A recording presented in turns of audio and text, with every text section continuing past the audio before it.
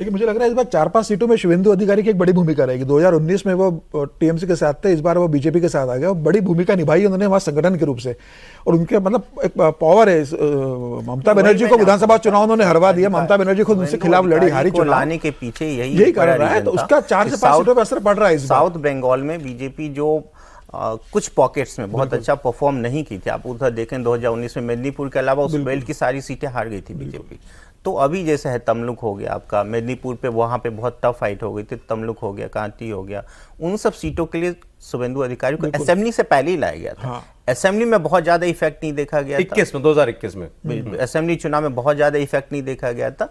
लोकसभा चुनाव में अब ऑब्वियसली संगठन के रूप में उन्होंने बहुत अच्छा काम किया, बीजेपी को बहुत हेल्प। शुभेंदु अधिकारी फैमिली का प्रभाव रहेगा कुछ सीटों के ऊपर, बिल्कुल रहेगा। 3-4 सीटों के आप 4 सीटों पे बहुत अच्छा प्रभाव है। 4 एक तो यही चेंज हो गया 2019 से बिल्कुल कि आपको एक फेस मिल गया, आपको एक चेहरा मिल गया, उसके पीछे बैकिंग है पूरी। तो एक तो यही चीज है। और मामला पिछली बार जैसे हमने कहा लगभग बराबरी 18-22 वाला मामला था, क्या इस बार जो बीजेपी के लिए काम कर रहा है आपके हिसाब से सबसे ज्यादा? सबसे बड़ी चीज जो मुझे दिखाई देती है वो ये दिखाई देती है कि ममता जी का एक 10 साल का पूरा स्पैन निकल चुका है।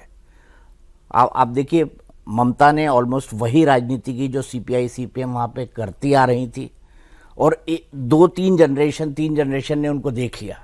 लेकिन अब एक नई जनरेशन ममता बनर्जी के बाद भी वहाँ पर खड़ी हो गई है, जो बहुत एस्पायरिंग जनरेशन है, जिसको हम यंग वोटर कहें।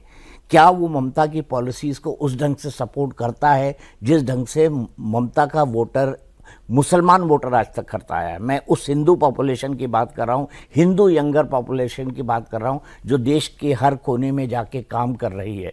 वो दुनिया को अलग पर्सपेक्टिव से देखती है, दुनिया को अलग नज़रिए से देखती है। उनके लिए ममता ठीक है, एक स्टालवर्ट लीडर हैं, बंगाल की हैं, लेकिन वो नेशनल एस्पिरेशन के साथ भी जुड़ना चाहते हैं। पश्चिम बंगाल में आप देखिए ना, एक ऐसी जगह जो देश की राजधानी रही है, जो देश की आर्थिक राजधानी रही है, आज वहाँ पर इकोनॉमी का क्या हाल है?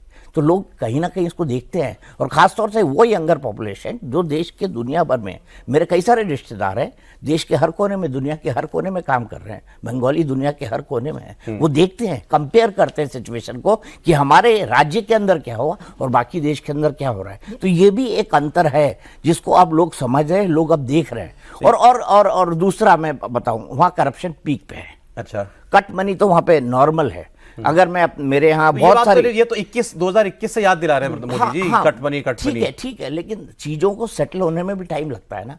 कटमनी तो हमने 4-5 साल पहले बीजेपी वालों के मुंह से सुना कि भाई इस तरह से होता है, तोलाबाजी होती है, कटमनी होती है। ये तो कैलाश विजयवर्गीय के दिए हुए टर्म्स है, या बंगाल के लोकल टर्म्स है, जो नेशनल इलेक्शन में, नेशनल पर्सपेक्टिव में निकलकर सामने आए, है ना। और ये रियलिटी है, भाई मैं छोटी सी बात एक लाइन कहना चाहता हूँ सिर्फ।